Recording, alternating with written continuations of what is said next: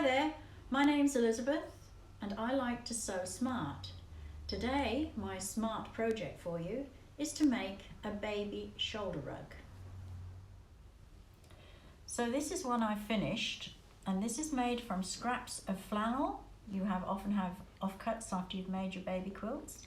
It has just plain flannel on the back and wadding in the middle,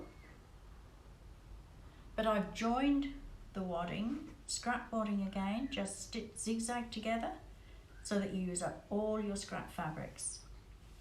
So you just move that. This is the first stage. There is a pattern for this which will be available to you later. I've just cut a sort of bean shape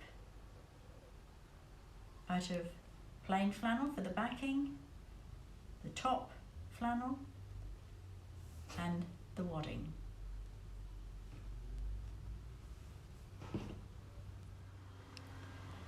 So now once you've cut out all three layers in this nice bean shape, remember that when you lay them together you must have the right side of your top flannel to the right side of your bottom flannel, and they must be lying on top of the wadding because you're going to turn this inside out, and that's how you'll want it.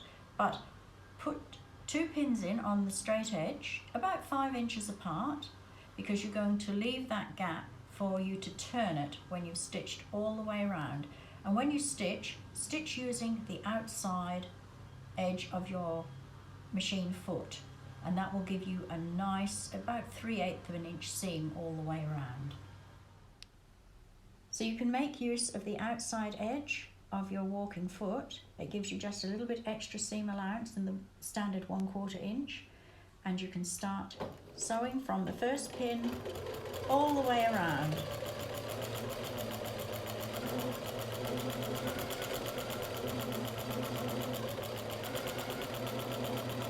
Gently come around the corner. So now you've stitched all the way around, right the way around, and you've left your gap, your opening, to turn it inside out. And I actually do trim off my batting to within about 1/8 of an inch of the stitch line, because it makes it a neater seam line when you've turned it inside out.